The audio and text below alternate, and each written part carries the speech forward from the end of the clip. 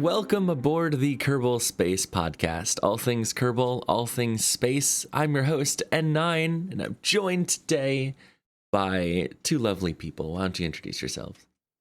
Hi, I'm Mark. You know me. Yep. Oh, hi, Mark. I'm Carnasa. Hi, Carnasa. Hello. Hello. Hello. How did you get here? Through the series of tubes that is the internet. Interesting. Series of tubes. Could you Carnasa. imagine if I was right outside your house right now? Yeah, if you were just like hiding in my closet or something. It's where I live, okay. Trent in the future add a very realistic door knocking effect. No, we're not doing that. I'll add a picture of a door. All right. No, Picture of a door is knocking. the best you're gonna get. Maybe like a little fist or something on it too. But yeah, if you do not know, Carnasa is a KSP content creator. Makes a lot of YouTube videos, both in Realism, Overhaul, as well as using the mod pack Beyond Home, which we talked about last episode. And your most recent series that you were uploading a video on today, even, was using that mod pack. So very cool that we got to talk to Link's last episode about it, and then just transition right to someone who plays a whole bunch of it. Very cool. How's that going, by the way? How would you say that series is going for you?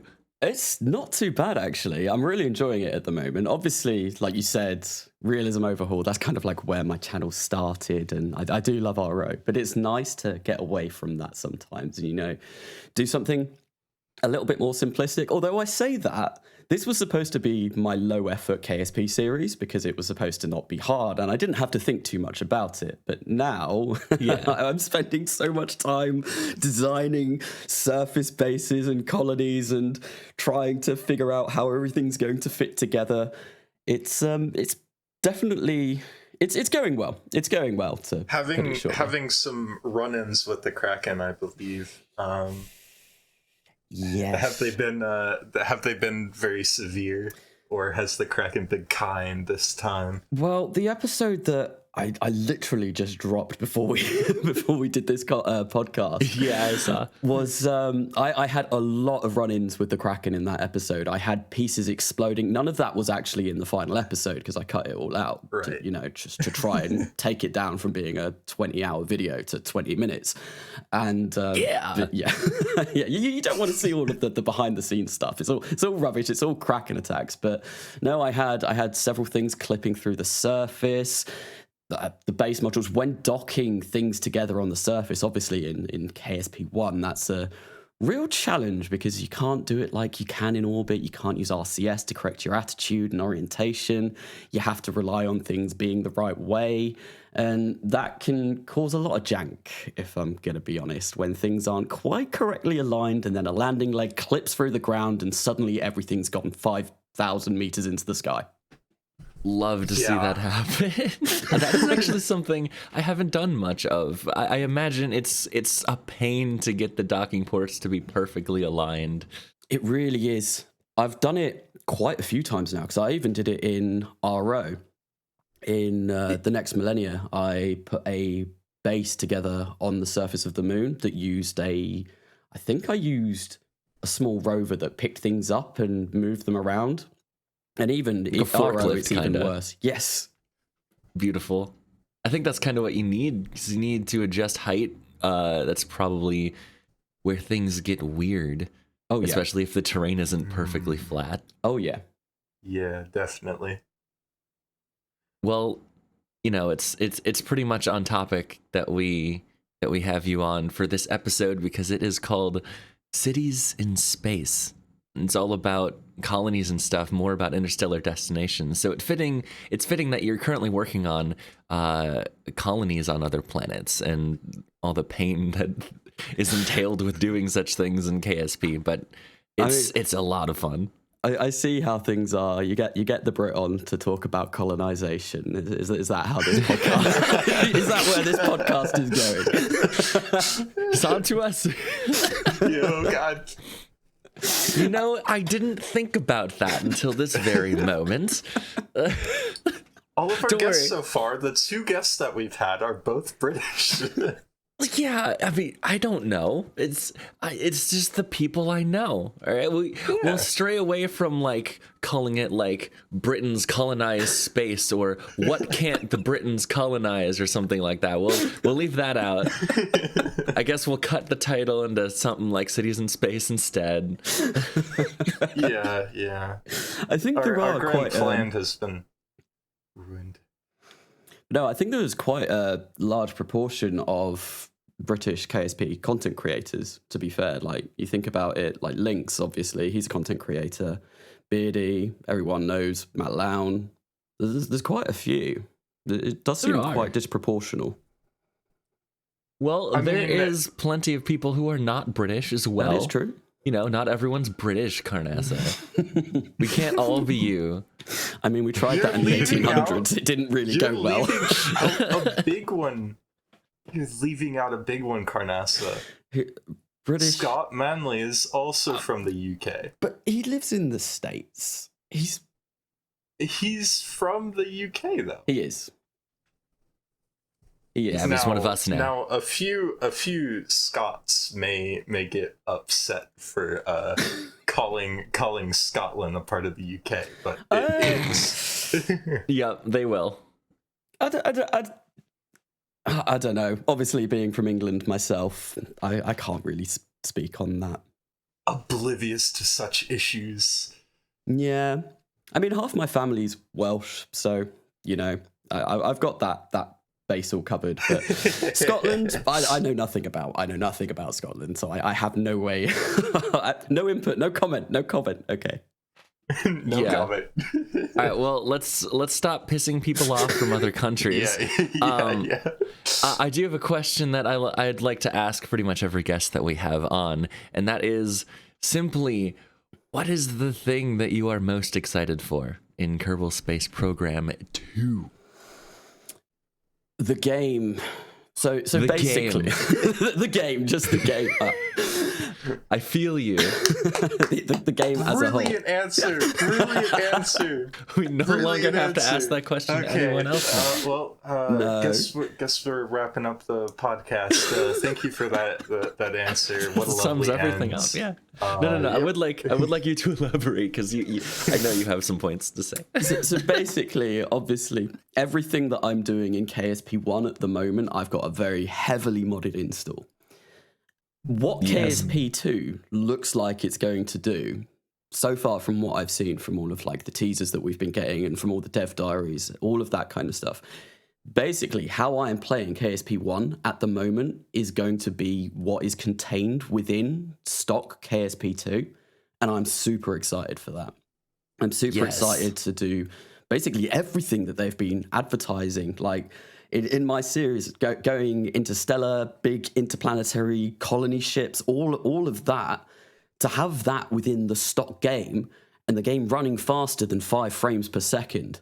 That is that is the thing I'm most excited for, to have a game that is enjoyable to play. Because obviously when, like, I'm assuming you get this as well, Trent, when you film something, it's all really slow. It's really laggy because you've got so many mods. The game can't really cope with it. And you go away and then you edit it and you fast forward it in post-processing editing so that when you release a video, it looks all like smooth and nice. It would be so nice to play the game at the same speeds that you get when you like look at a video. That is just something I really want. It would actually really help my hard drive space as well, to be perfectly honest. Because it would just, shorten video recordings. Because, but what you mentioned there, that is entirely a thing. I've got a lot of mods that pretty much the ones that alter physics and have to recalculate a whole bunch of physical properties like end body physics and aerodynamics for a bunch of parts on a big craft, that really slows the game down, and I stream like all of the footage that I record into videos. So if anyone, has stopped by the streams, they see game footage that's like maybe 10 frames per second, and it's really slow going, and they're like, well, this isn't what the videos look like. What the hell? Because you're right, we speed it up in post process. I usually by default go to at least twice speed, sometimes more for different things. My default is 4 times. Yeah. Yeah. Maybe I've probably got a better PC than me. I don't know about that. I don't know. I've got how old is my graphics card, Mark? I forget because it's like 7 years old. It came out in like 2015. You got a 1080 Ti, haven't you? Yeah. No, not a Ti. He's got a regular base 1080. Yeah, I have the 1080 Ti. It is. Despite its age, I plan on keeping this thing for years. That's what I wanted to do with my graphics card, my old one. But it broke. Yeah. I completely blame KSP for that. I barely... I do play other games, obviously, but KSP, 100%. That killed my computer. That happened to my processor. Oh, yeah. Practically melted blazed. The thing. Yeah. Yeah, I'm not looking forward to replacing that. And I feel that KSP, obviously, it's a very processor-heavy game. Like you said, even with mods that alter physics, even stock KSP is quite a processor-heavy game. And I feel like mine is going to die with all of the the added mods that I've got, especially things like Principia, because that's a beast. It is, and I can't play without it. I know how you feel. I've not got it on Coming Home anymore because it was slowing the game down so much, and going and creating all of like these big colonies on other worlds and surface bases, massive space stations that can build spacecraft in orbit, all of that kind of stuff. There is no way that Principia would have played nicely with that. And actually, Principia and extraplanetary launch pads, which is the mod that I use to build in orbit and on the surface of other worlds, they don't work together. And I did find a way around that. I had to, when you hack gravity with Principia, it turns it off. It turns it off. I had to do that every time I wanted to create a new vessel in orbit, because the mods really do not like each other. Oh. Yeah, I feel you on that. I've seen a little bit of that mod, the extra was it extraplanetary launch pads? Yeah. Yeah, that lets you basically take craft file like you would from your like file folders in the editor, and if you have materials, build them in situ, right? Is that mod? Yes. That is awesome. I've never used it, but I've seen it on, I think, your videos, and I think I've seen it on Veos' videos. I don't know if he uses that mod. I think Veos does use it, but the way that we use the mod differs slightly. I do it the same way that Beardy did it in his Endurance series, because he had another mod called USI and MKS, which changes the resources that you need. Basically, I've said it in a video before, but it's like playing Factorio in KSP. It adds like whole production chains and all of this, and it seriously kind of overcomplicates the way that you get the parts that you use to build these rockets, like off-world. I think Veos uses, because he uses it on his Juno Colony series, if I recall correctly. Yeah, that's where I've seen it. He has the more simplistic version of it, but I still think like that, even though it's more simplistic, it's still quite a challenge to obviously set everything up. Yeah, the functionality of it though, it seemed just almost revolutionary, I'd say, in how you can do things. Very cool. Sorry, go on. Like building some of the like interplanetary vessels that I've been building at the moment, there's no way that you could build those on the surface of, say, like if you're playing stock KSP Kerbin, because they're such weird shapes. They're so long and gangly and all over the place with several centrifugal rings around the entire vessel. You just wouldn't be able to physically launch that from Kerbin and it kind of like work. So being able to construct something in space where obviously you're in a vacuum, you don't have to worry about atmosphere, drag, all of that kind of stuff. It's awesome. It really opens up, I would say, like quite a few doors in the fact that you can get really a lot more creative with your designs because you don't have to worry about pesky things such as atmosphere and drag and all of those kind of things. Right.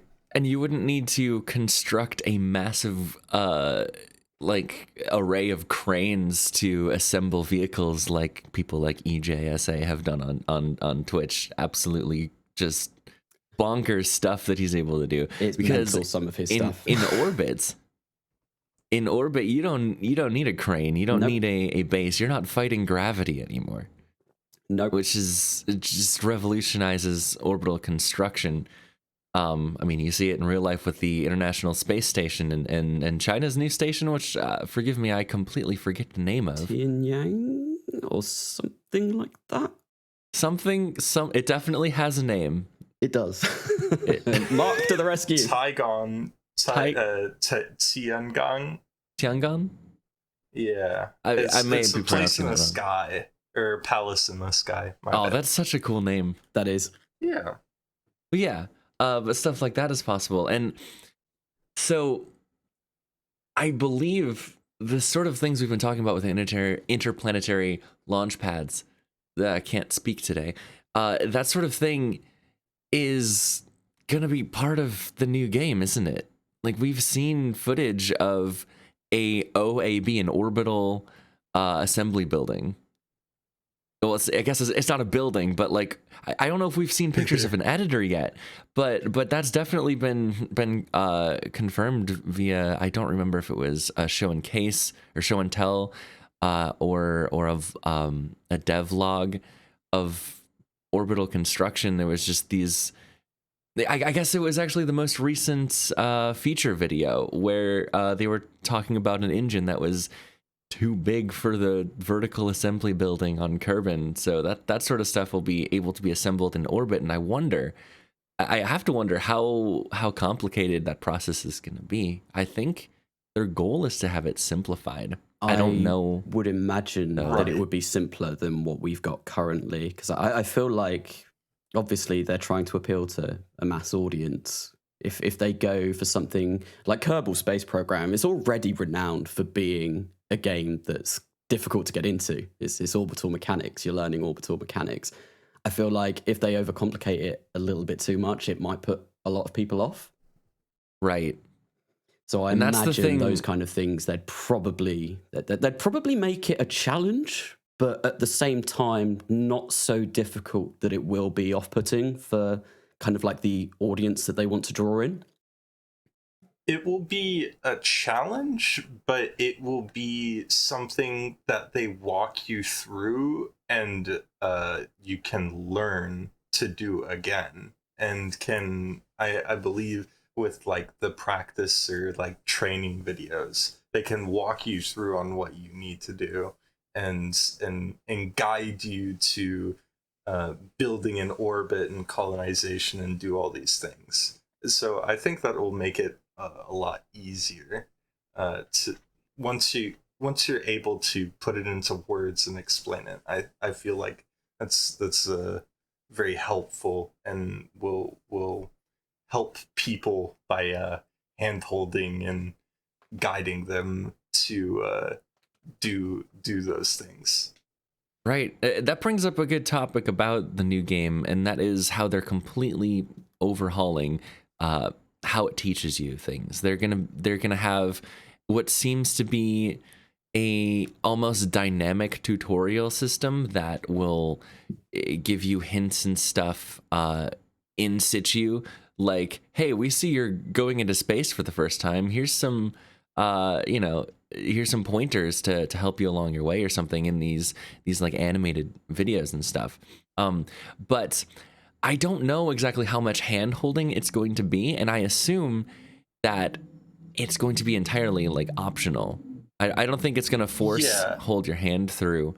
I think what they'll do is have like a various settings to like whether you're like semi-experienced or like moderately experienced or have no experience at all. I fall into category 3. That's how I believe. Yeah. Experience? What experience? I think when I finally get my hands on the game, I'm probably going to set it to I am a brand new player at KSP, just because I want to see all the new things that they made. I want to see them. Like, sure, I know all of these things, but like I want to see what they've done. There's so much you'll probably miss out on. But the new tutorial, I do recall seeing them. It was quite a cartoony kind of way. I remember, wasn't there something? There was a video where it was two Kerbals pushing something up a hill, I think, on and it was bikes. Yes, and it was trying to explain why you'd want a stronger, less efficient engine to begin with, but then once you're up, like at the top of the hill, or say in space, as it's trying to kind of like say, that's where you'd want like an engine that maybe isn't quite so powerful, but is a lot more efficient. And I remember seeing that and thinking, wow, they've really gone in a new direction for this. But then I suppose they probably want to get away from everyone watching Scott Manley videos to learn how to play the game. That's I'm not gonna lie, Scott Manley is what exposed me to Realism Overhaul in the first place. Same. Back when he played it, and I was like, oh, okay, well, here I am playing Kerbal Space Program, and now playing, with Kerbin and everything. I couldn't get the thought out of my head of, yeah, this is fun, but I could be doing it with the actual Earth. Yep. And then I couldn't get that thought out of my head, so Realism Overhaul it is. No, Spaceships is a Serious Business was the series. Oh, that's what it was called, yeah. Yeah. That's also what got me into RO. So that was... Well, we have that. Scott to thank for that. I'm very very very late into the RSS RP1, which is probably a good thing considering the fact that they've gotten so far with it. I mean, watching Trent's old series with RP0 is like, they've changed so much. They've really I guess blown it out of the park with like how all these mechanics now work, and like fixing engines and stuff, and adding more engines. And I like the way that RSS has gone, and I hope they can do it in KSP2. Oh, I think there's already talks of them developing it for KSP2. I wonder if they'll just add it as a different solar system in the base KSP2 system, or have a realistic KSP or real life solar system in KSP2.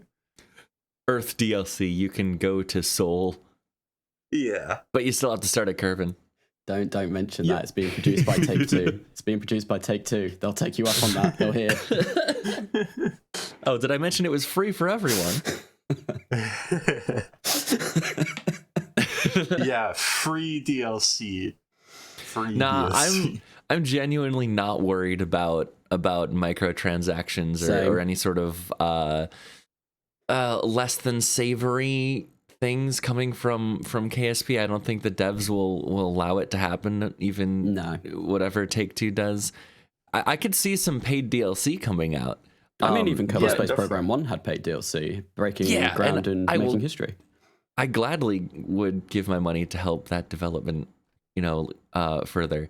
But yeah, I don't think that paid things like DLC and microtransactions and things, even though it's going to be a multiplayer game from the start, is going to be anything of a like major part of the game. No, at all. If it doesn't even exist. I remember some of the first kind of like comments when the game was originally announced. I think in 2019, they very quickly came out and said, there's going to be no microtransactions. There's going to be no small like DLC purchases for this game. We want to like make sure that everyone knows that, because I think a lot of people got a little bit skeptical when Take-Two took over. Yeah, I remember that being a thing. I remember even when the original KSP, like their EULA changed slightly, and then everyone on the internet was like freaking out, like they're stealing our information, like what is this? This is bad behavior. But it like wasn't like any big deal at all to my knowledge. Do you remember when that fiasco happened? I vaguely remember that, but that also makes me think of. I'm not sure if this is completely correct, but I'm fairly sure RO, the mod for RO, at some point had some hidden files in that helped the developers of RO do something, which I can't remember what it was, but I'm fairly sure they mentioned it on their GitHub. Oh yeah, like data collection to better off there was things. something they did. I'm fairly sure they mentioned it and like people knew about it, but it's like, yeah, everyone's gonna do that. Everyone's gonna do that in this day and age. God, that makes me sound old. Right.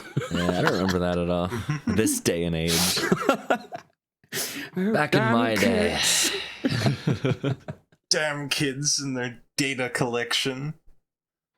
Well, anyway, straying away from topics that might make people more skeptical. Yes. It's moving swiftly. Back to the topic at hand of colonies. That's going to be a huge thing in KSP2.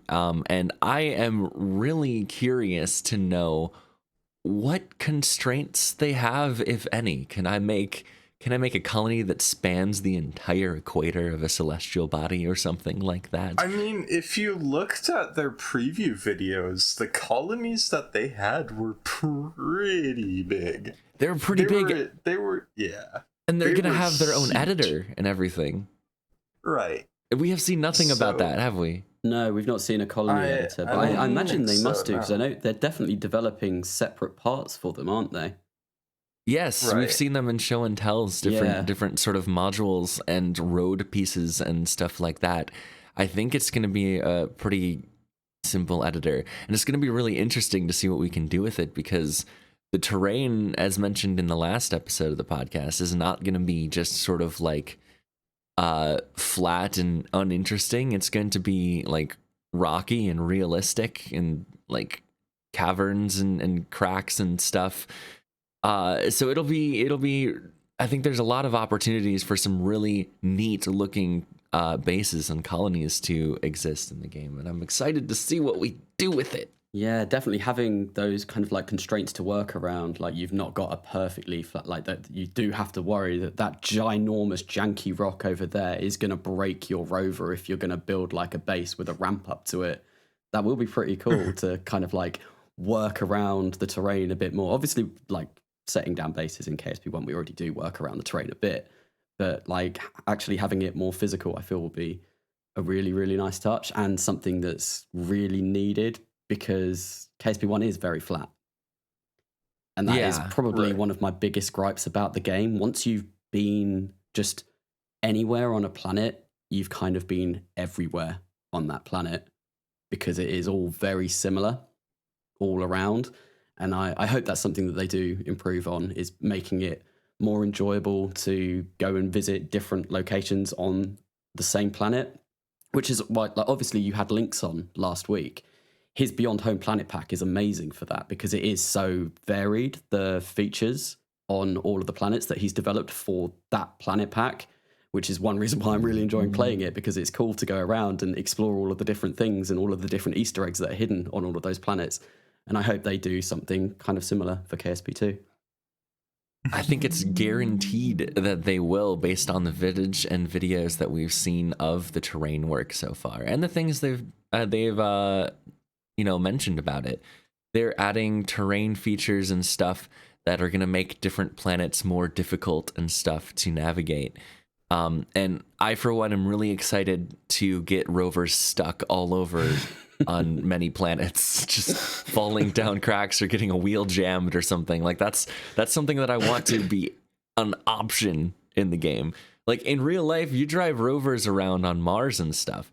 It's incredibly slow, and you have to, make sure to avoid rocks and different patches of sand to not get stuck and stuff.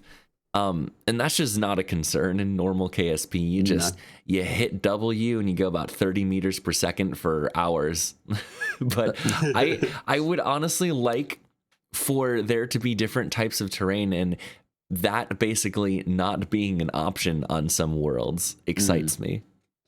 No, I know what you mean Yeah. about like rovers in real life being slow. Like I get there, I get frustrated when I'm like driving along on the moon at something like 30 meters per second, like you said, and I'm like, this is too slow. And then you think about like Perseverance or any of the rovers on Mars moving at like what, like point one. How quickly do they move? It's like 2 kilometers an hour, I believe, or something. measured in centimeters per something is how slow. I know it's very, very, very slow, but obviously, like you said, Yeah. they've got to be very careful because if you break a wheel over at Mars, there's not a local mechanic that you can go to. It's 66 feet per hour. Wow. 66 feet per hour. So Yes, 20 meters per hour. Wow. yep, that is pretty slow. But I mean, if you get stuck in a sand dune, you can't really call AAA to get yourself towed out. So you gotta go Right. slow. You got to be cautious. But that is just Perseverance. I'm sure the speed varies per rover. Sure, depending on what the objective of the mission is. Because a lot of them are stopping to look at things and test things and poke things all the way to whatever destination they end up at. Percy's dropping things as well. Isn't that part of the mission plan? Because it's part of the Mars I return. think so. Yeah, I It's don't know if they've started dropping samples quite yet. I haven't heard. Yeah, I don't know. But I've seen different articles and stuff that showcase like small tubes of samples of like specific things being dropped on the surface, and then I think it was a joint mission between the ESA and NASA, or maybe other programs, where they send another smaller rover just to pick them up and then go drive them to an ascent vehicle that takes them up into orbit. And that rendezvous with another craft that then takes the samples all the way back to Earth. It's very Kerbal. Mars sample return missions, a complicated business. I think it was NASA and ESA that were doing a joint mission for that. But no, like obviously when you're playing stock KSP, this is going back into like RSS and RO. Stock KSP, going to Juno and back, it's like you think, oh yeah, no, this is great. Because I remember when I first started playing KSP thinking, oh, this isn't too difficult. Obviously, it's hard to get into to begin with. And then you kind of like switch to RSS, RO and more realistic values. And then you suddenly realize, oh, okay, that's why we've not sent people to Mars yet. Yup. Right. I'm currently in the process of developing sending Kerbals interplanetary for the first time in the real solar system mod. And I've got a mod, you know, we all know it, but Kerbalism, which requires life support and radiation shielding and the like to keep Kerbals alive. You can't just put them in a little tin can and send them out there for 20 years like you could in the stock game, because they would simply perish. Right. You're going to send them over and have to retire them immediately because of how much radiation they gain. Yeah, well, they'll just fly lifetime jets and radiation. stuff after that. That's fine. Yeah. Right. But my point is, where in the stock game, and I think it's going to be like this in KSP 2 as well. And there's a certain charm to it. There's a certain charm to putting a Kerbal in a Mark 1 capsule, slapping a tank and engine behind him, and sending them out to other planets. That of course I'm going to do that. But with the current playthrough that I'm going through, it's about like 100 tons worth of adequate space, so the 3 Kerbals aren't stressed out on their journey. Yeah. Adequate radiation shielding to make sure they don't get fried out there, and enough food, water, and oxygen and power to make basically a 3-year journey. I haven't gone to Mars with crew, so it's a little bit interesting. You have to worry about timely transfer windows. Yeah. And something that I've been looking at, it was about, you launch and it takes about a year to get out to Mars, and then you can stay at Mars for about another year. And that is waiting for the transfer window from Mars back to Earth, which will also take about another year. It's a little bit less than a year. But I've been an estimate of about 3 years, maybe a little bit more because I'm not perfect at it. Yeah. Of life support and stuff. And that weighs an insane amount, and that requires a larger rocket than you'd think. Right. It is. It's very difficult going into planetary when you take all of these things into consideration. Like, I've done it twice, gone to Mars twice in different saves, and there is just so much planning, so much forethought. Like, especially as you mentioned, the mod Kerbalism. If you go for something a little bit simpler like TAC life support, I'm not even sure if that's still current. I don't know if that mod's relevant anymore. But that just adds food and water, if I recall correctly. Kerbalism, you've got stress, like you mentioned, and radiation to deal with. And I think even if you like really book it for Mars, by the end of that trip, your Kerbals, even if you bring the most adequate protection, they're going to be a little bit greener than when they went. Yep. Because they will get hit. There's just so much to plan for. I didn't know that about KSP2 though. I was going to actually talk about that when you started talking about life support, whether they were going to introduce something like that into KSP2. I don't think that is the plan. So here's the thing about KSP2. This is something that they've mentioned in at least one, if not more, videos. The main focus on pretty much everything that they are doing is it fun for rocketry? Like, rocketry is the focus. They don't want to overcomplicate like micromanagement in base building right off the bat, because let's face it, that's not fun for the main focus of the game, and that is rocketry. And if you're listening to all this and you don't want an overcomplicated experience in micromanaging different sort of materials to build things on other worlds and whatnot, I think that you don't really have to worry. I think it's going to be implemented in a way that is easy to pick up and not necessarily simplistic, but definitely not overly complicated. That's something that the modding community is going to the modding commuter. That's something that mods are going to do for the game. I guarantee that there are going to be mods that overcomplicate the entire base building mechanics of the game when we finally get it. Oh, absolutely. And I guarantee that I'm going to be playing with those mods. But you don't have to, and there's nothing against it. Just because we're doing it doesn't mean you should either, or you should too, kind of thing. No, but yeah, I fully expect there to be a really big modding community around KSP2. Obviously, I think one of the reasons why KSP1 is such a great game and why it's still quite relevant to this day is the modding community. They've done a fantastic job at basically like making the game tailor-made to however you want to play it.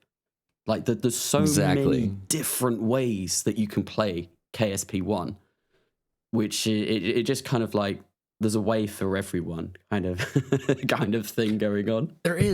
There's a place for people who just like to experience the game without mods. There's a place for people who do that and call people who play with mods cheating. There's a place for making the game as realistic as absolutely possible. There's a place for making it as futuristic and sci-fi as absolutely possible. There are mods to make rockets out of pieces of junk like cardboard and trash cans if you want it. Like, there is everything. You can play it in as many ways as you want to. You can have all the parts and just have a true sandbox. You can force yourself to go through a progression. You can go through painful stock KSP contracts if you really want to, or there's modded ones, which are much better. No offense, much better. Very honestly, to this destination. Tested decoupler at 3,000 kilometers in this specific geographical location. Oh, you got to develop some real weird planes for some of those contracts. I'm telling you, that is a fun experience. Actually, yeah, I'm not going to hate on that. It's very fun. I've not played this. I have been doing that. I have been doing that in my stock-alike career that I've made. I attempted to make one to do the challenge we set out for episode 1. Go somewhere new? What? Was it go somewhere new? Challenge. Oh yeah. We're supposed to go somewhere new, so I decided to put it upon myself to make a career and try and convince myself to go somewhere new. And the place that I sought out to go to was Lathe. But someone already went to Lathe and some screenshots that I for Lynx's new mod, which he gave us early access to. But with this new parallax, I want to go somewhere new and have like pictures of it. So now I'm going to Moho, and it requires a ton of delta V's, so I'm gonna have to wait a little bit longer and get a bit more science to get there. But yeah. Right. A tip from Moho, by the way, Mark. Don't worry about the Oberth effect, because you're just going too fast and the gravity isn't as high there. So if you could just go for like a lazy approach and not a direct approach, if that makes any sense. No. Okay. I can explain it later on. Okay. Because Moho is such a small sphere of influence to target, too. There's ways you can get there without having to really worry about that too much. And since I've added a couple of planets to my playthrough, sometimes the mech jeb just flat out doesn't work. You got to do things by hand, the good old-fashioned way, the non-cheating way. With the good old-fashioned maneuver nodes that you have to manually adjust with your mouse. Mod shout out. Cannot. Precise maneuver. Mod shout out. Yeah. Get it. Save yourself some hassle. Sometimes using the maneuver planner on the direct orbital line in the map view is a bit difficult, especially if maybe you want to click on another planet to see there, and then you have to move the camera back over to see where the maneuver happened, and now you can't click on it, and it's just precise maneuver. It's a fantastic tool, the stock maneuver node planner, but like there are definitely some problems with it, and there aren't great mods to help fix that. Yeah, right. I've never actually tried precise maneuver though. I would highly recommend it. It is very simple to use. When you make a maneuver, you just do it normally. You click on the orbital line, hit like add maneuver, and then another menu pops up that doesn't just disappear even if you click off of the maneuver. And it has the gizmo that you can use like normal, or you can change the numbers via actual numbers or arrows. You can set the maneuver to be exactly at a periapsis or an apoapsis, and it's just fun things like that. It's pretty good. That's my impromptu mod spotlight. Would recommend. It saves you some hassle, and it's not cheating if if you go that way. Would you consider mech-jeb cheating? No, it depends. It depends the context of what you are trying to do, and if there's any sense of competitive likeness to it at all. Like if you are like doing like a challenge to manually fly something and using it, I guess. Yeah. But no, that's a bit out of order. Super loosely. That's just not cricket. There comes a certain time where even I enjoy this. So I just registered these. I was waiting to see how long.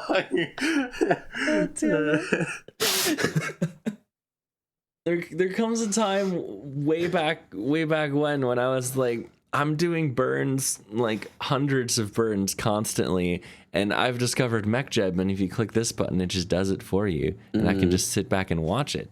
Like that's not a cheating experience per se. If you enjoy that, maybe you just enjoy building. I don't know. Especially as well if you want to get cinematics too. mech-jeb performing those maneuvers when you don't want a heads-up display up with all of that information. You just want a nice, clean screen just to let MechJeb do it. Brilliant for that. Absolutely brilliant. You gotta do that. You gotta do that the hardcore way. You hit F2, you're still flying the thing manually. You just can't see anything. That's genuinely how I do it. I have done that in my recent trying to land planes on the runway with no heads-up display. That's definitely something I'd not tried before, and it's interesting. it's fun. I definitely didn't cry myself to sleep several nights trying to do that. Well, but at least worked. You have a wife to comfort you. It worked, and it was worth it. Exactly. It worked, and it was worth it. I think you mentioned earlier, you were asking something about like life support. We have seen one thing along the lines of life support, and it is also relating to colonies, where there were obvious greenhouse modules for colonies. And I assume it's not going to work like life support as we know it, where like you have a certain amount of like, let's just say food, or you know what, this is Kerbal, let's just say snacks, right? Yeah. And basically that's a resource that like goes down, and when it reaches out, your Kerbal has no more snacks, and well, they become a tourist or they just disappear, depends on the mod. But I think that these greenhouses are going to work a little bit differently in colonies. I think it's going to be a resource that grows, and when you have a certain amount of it, it would add to like maybe like workers at the colony or something like that. Because there was like some vague talk about Kerbals like creating Kerbals basically at these colonies, and I have a feeling that goes hand in hand with the greenhouses, and it's a very simple mechanic of like, have this many greenhouses, you have more population now. I thought they'd already come out with the fact that colonies would grow when you reach new milestones, or was that really old information? That might go completely hand in hand with growing a certain amount of population. I don't know. I don't know much about the new milestones, but I think I've heard that as well. Yeah, I think that was like really early on in the development process that they were talking about that. Spoiler, this was speculation. Don't at me. I'm just speculating on what I've seen and what I've heard. Okay. I'll at you right now. You better not. I've notifications off, so doesn't phase me one bit. Oh god, I gotta make sure that I've got Discord turned off, or at least on do not disturb mode. You just get a ping in the middle of the podcast. Everyone checks their Discord. You are on do not disturb. Nice. Well, so long as you're only recording your microphone, just don't have the notification blasting. True, yeah. Right, exactly. They're on separate channels, okay? I'm recording everything, but they're on separate channels. It'll be fine. Yeah, that's how I do as well. But yeah, I guess in conclusion about all the KSP2 stuff that we've been talking about, is I think that there's going to be far more reason to go to another celestial body than planting a flag and saying that you've been there. I think it's going to be interesting. I think that there's going to be things to do. But in the first game we have with DLC scanning of different rocks and anomalies on the surface that you can get science from, and you have now like deployable science equipment and stuff like that. I can only imagine that we're going to have stuff like that in KSP2. I don't know to what extent, and I also can't confirm that any of that is going to be in KSP2. I have a feeling that that's going to be like a main focus, because for the longest time, I think the biggest complaint the entire KSP community had was not having things to do on the surface that wasn't very interesting or rewarding or challenging to be there. Isn't that what a sandbox is supposed to be, though? Is you kind of make your own fun. But I do know what people mean when they say that. I completely understand that. Yeah. And like you mentioned, I think that isn't going to be required. I think that's just going to be one way of playing the game. And another way is to create the interesting things when you're there, it's an experience that can be self-driven or game-driven, and I believe I don't exactly know how it's going to work, but they've mentioned that you can get like progression and stuff based on not just contracts and science collection, but like milestones. I don't remember. It's been a long time since I've seen the video where they talk about that, but it seems like you might be able to progress through the game, quote unquote, just by going and doing interesting things. Yeah. Without even any direction whatsoever. That's a pretty cool concept. I'm gonna be interested to see what kind of game modes are in the game. Talking of game modes, this might also be speculation, but the entire podcast is speculation. It's all right. Weren't they planning on removing career mode? I have no idea. What do you remember? I'm fairly sure that I saw somewhere once, probably once again quite early on in the development cycle, that they were getting rid of career mode. And I remember seeing that thinking, but my RP1, how is that going to transfer across with no career mode? Don't worry, they'll mod it in. Yes, yeah. No, I'm sure if they can mod like our entire realistic solar system and all of the hard stuff that comes with that, they'll be able to add some sort of contract system into the game again. But you never know, they might replace it with something better that could be even better for something like RP1. That's one of the things that I think we're never going to know for sure until they straight up tell us, or we have our hands on the game itself. Yeah. But it's really fun to think about these things. I expect the first modded contract to be test a decoupler at 3 kilometers at a specific geographical location, though. If that's not the first modded contract, I think I will play without mods for the rest of my life. I'll hold you to that. Now we're approaching the new and the old, and I wanted to talk about something along the lines of colonization that I did not necessarily write down in our little talking points here, and then I had 2 questions for our dear friend Carnasa. But I saw this video talking about the Antarctican how do you say dialect or like accent. Antarctica. There's an accent for that? So there was a study done by a bunch of people who were sent to the Antarctic research stations, and they came back and they found that they all developed a similar accent, even though they were all different nationalities. Like they would start pronouncing things the same way just by being close proximity for each other and not having too much outside connection, because you can only go to Antarctica for 6 months before it's completely closed off, due to just how terrible the weather is there. But yeah, they developed an accent and stuff. So it makes me wonder, I wonder what the first Mars accent will sound like. I think it'll entirely depend on who we send out there. Exactly. I know. Which South African, if like, Elon makes it. South African, yeah.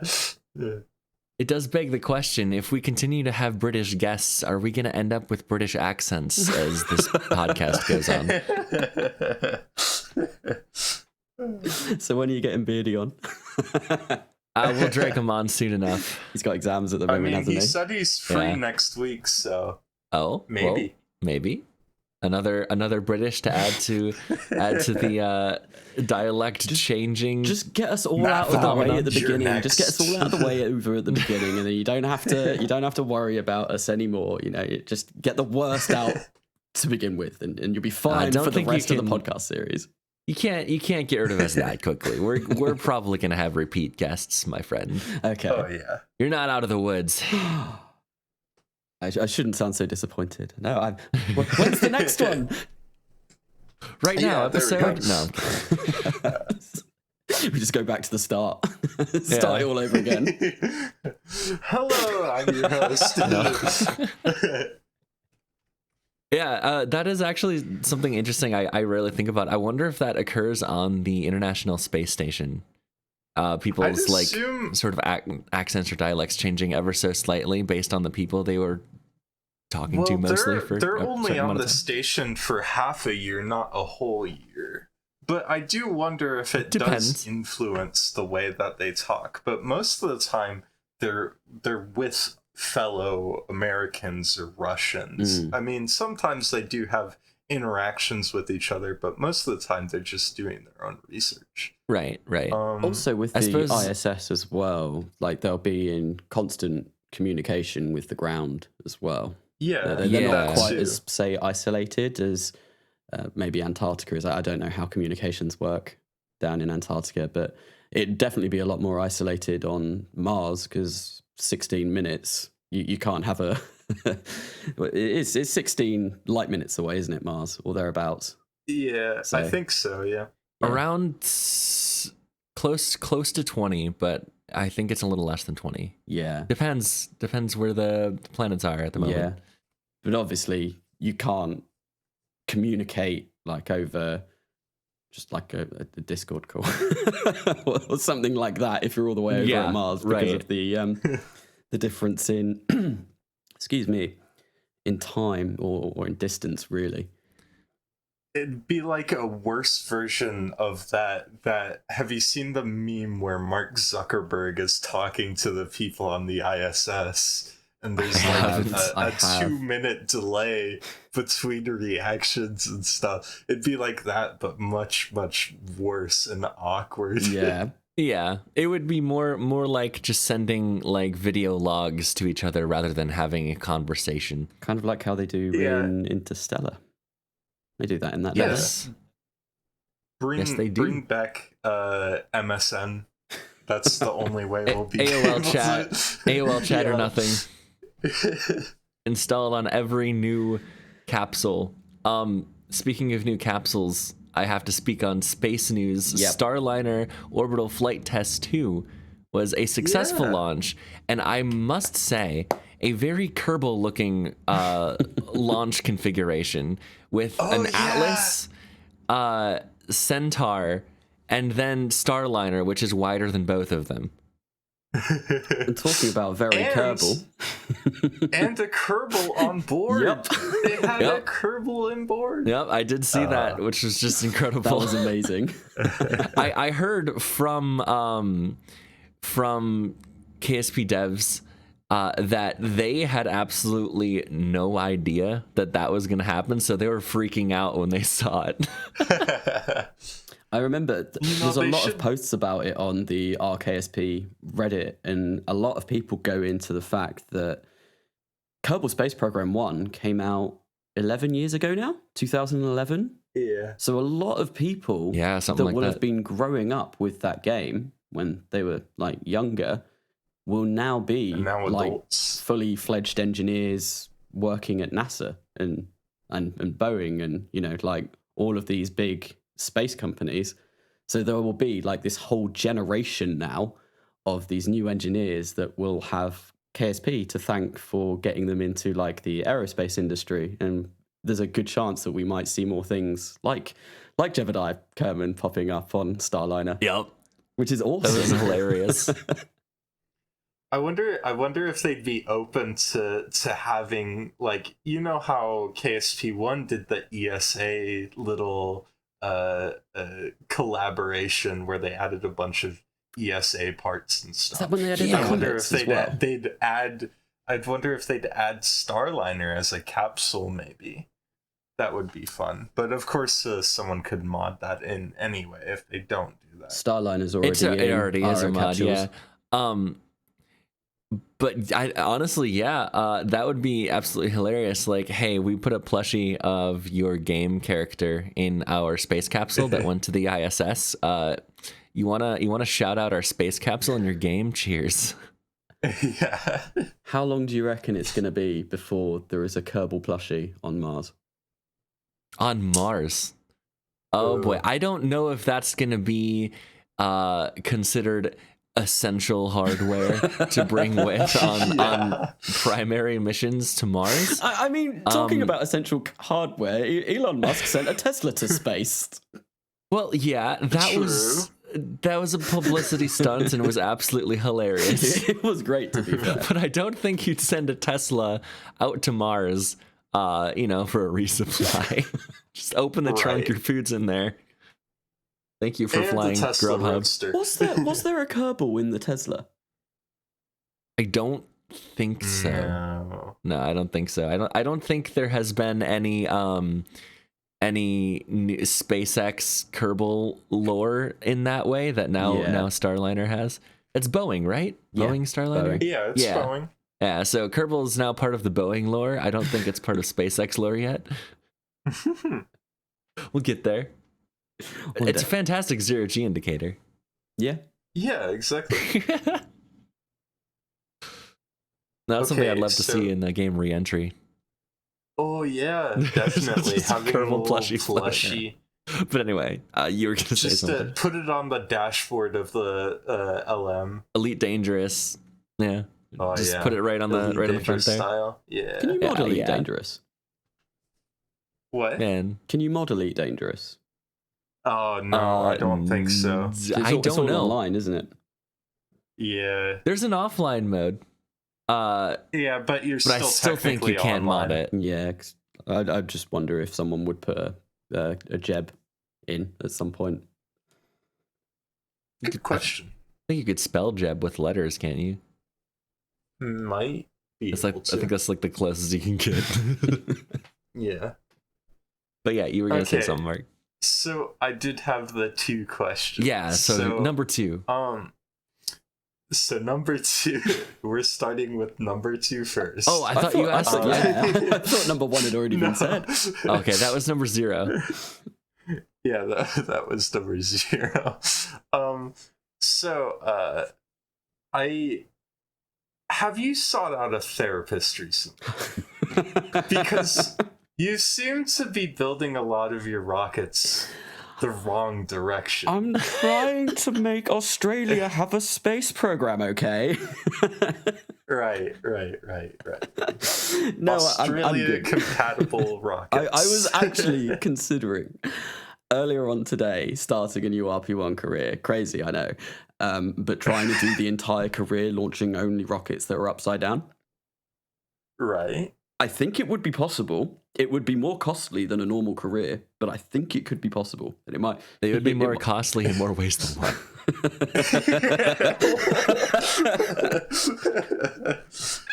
My mind, my sanity, it's all gone. It's gone a long time ago. As evidence. Right. Look, it's fine. He can stop whenever he wants. Personally, I am enjoying the challenge of trying to take a design, flip it upside down, and see if it still works. It's fun. It's a good challenge. Definitely. Seeing the Saturn V launch upside down was a fantastic experience. And landed on the moon. Yeah, that was a good fun video to make.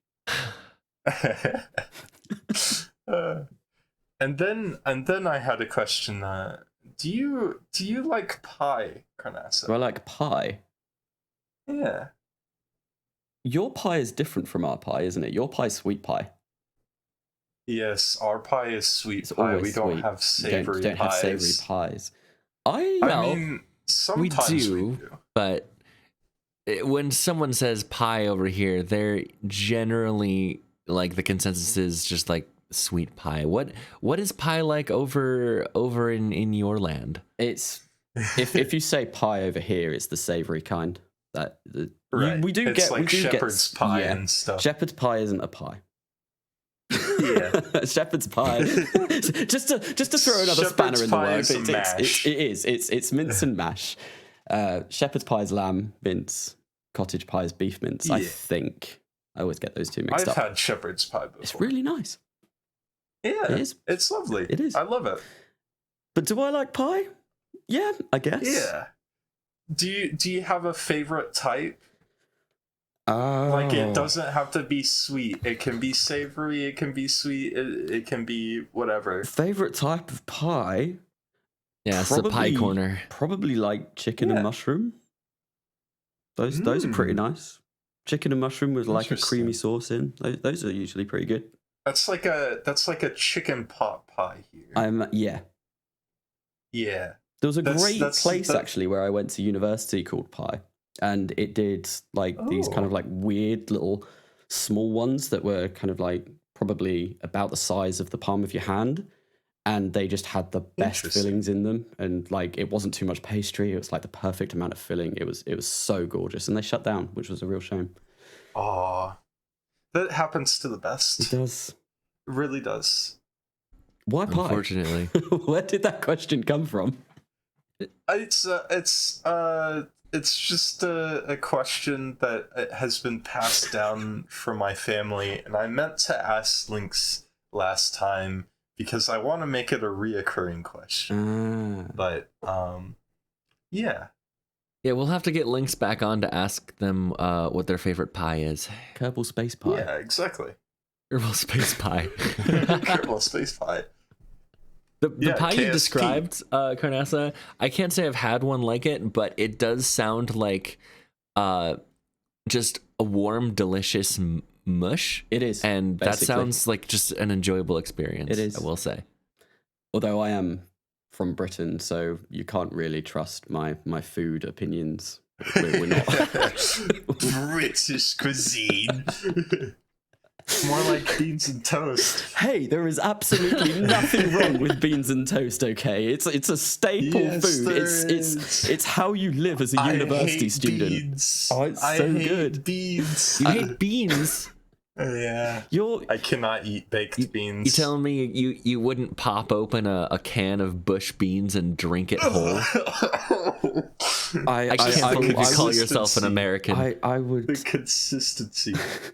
I do not call myself an American. Okay, then we're good. Nothing like cracking open a cold can of Heinz and just chilling on your porch. That's how we live our lives. It's not, but metaphorically. Baked beans, guns, and fireworks. America. Yeah. Right. So, because you have now began the Kerbal Space Pie Corner, you got to answer the question too, Mark. What's your favorite pie? My favorite pie? No, this is controversial. It's controversial. I consider cheesecake to be a pie. Yeah, nope, that's controversial, all right. Yeah. So, it's in the name. But it does not follow the culinary rules of being a cake. It doesn't. All right. You know what? Now I'm starting to see your side of things because it really is a pie, isn't it? It's a pie. It's a pie, like a pumpkin pie, is the exact same consistency and like. Did cheesecake have pastry? Isn't that what makes a pie? Well, no. It doesn't have any pastry because it can have pastry, but usually it has a graham cracker crust on the bottom. Mm-hmm. Same with pumpkin pie, yeah? Yeah. Yeah. I mean, and that's never called pumpkin cake. Yeah. Because you can make actual like pumpkin bread and pumpkin cake. You can't make the same sort of thing with cheese. Right. But and I made utter fun. I made utter fun of culinary like descriptions and stuff. So I went around flaunting that cheesecake is a quiche. A quiche. I mean, I'd say cheesecake is quite similar to a quiche. I could see that. Exactly. Which I suppose is you know what? Similar to a pie, I guess. I'm gonna double back. I'm gonna double back. People were angry at me. But I was right. I'm gonna double back on what I said. I'm actually going to take a completely different stance on this topic whatsoever and argue that pumpkin pie is a cake.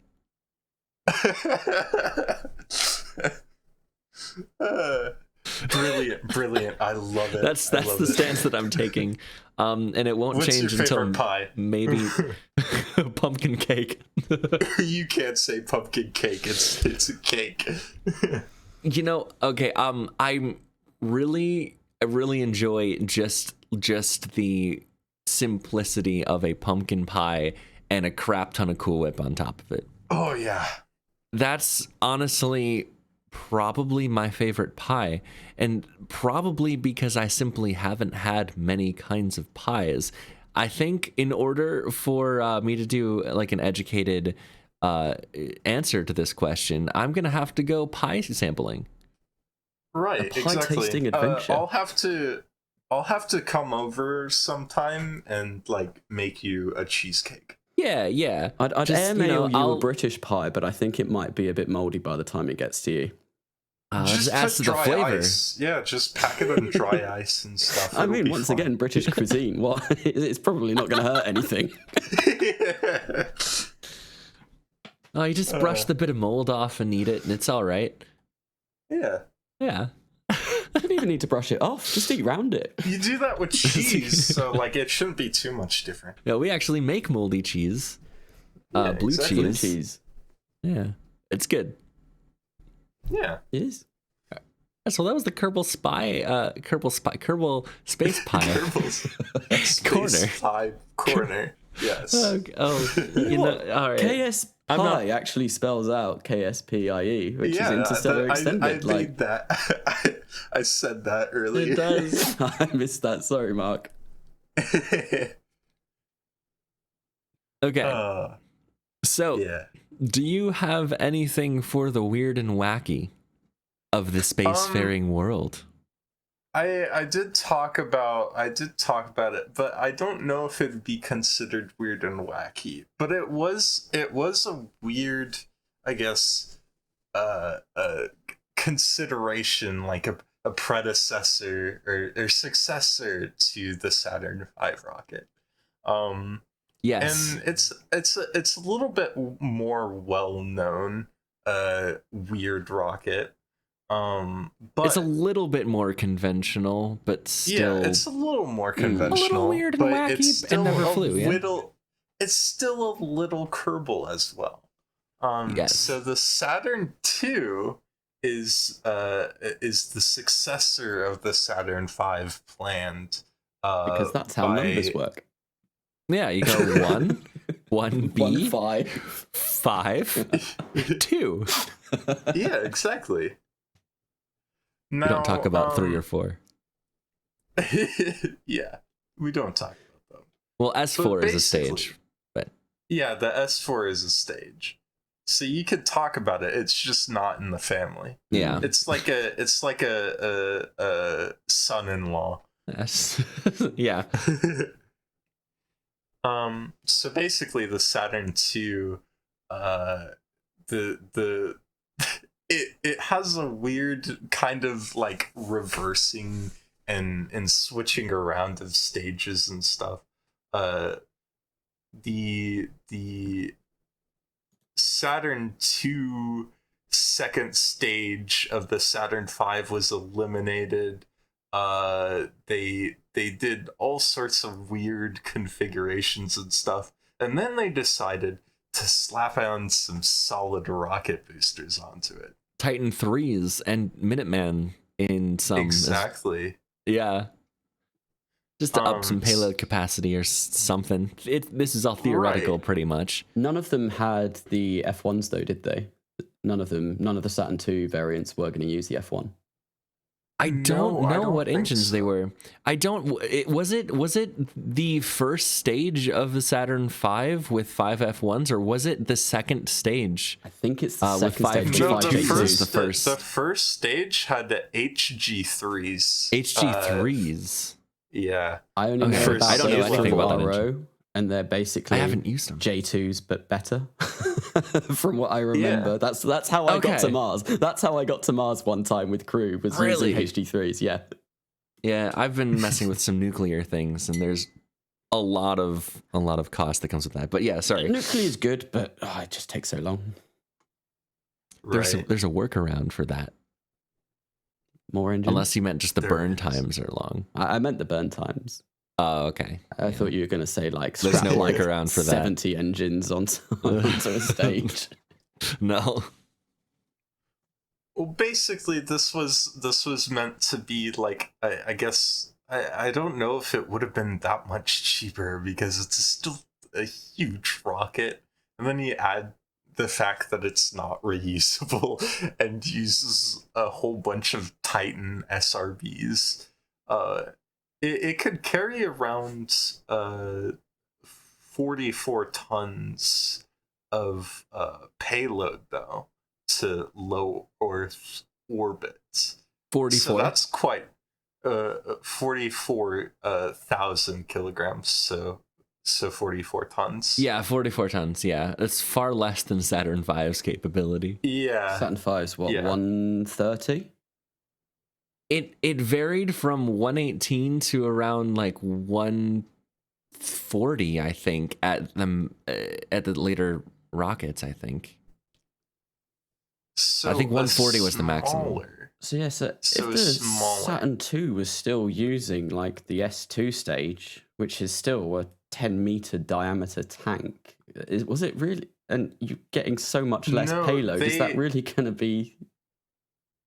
Yeah, I don't know because they had various configurations, so it's hard to like pinpoint it down, and it's all like whiteboard stuff, but Mhm. it's one of the best documented whiteboard stuffs.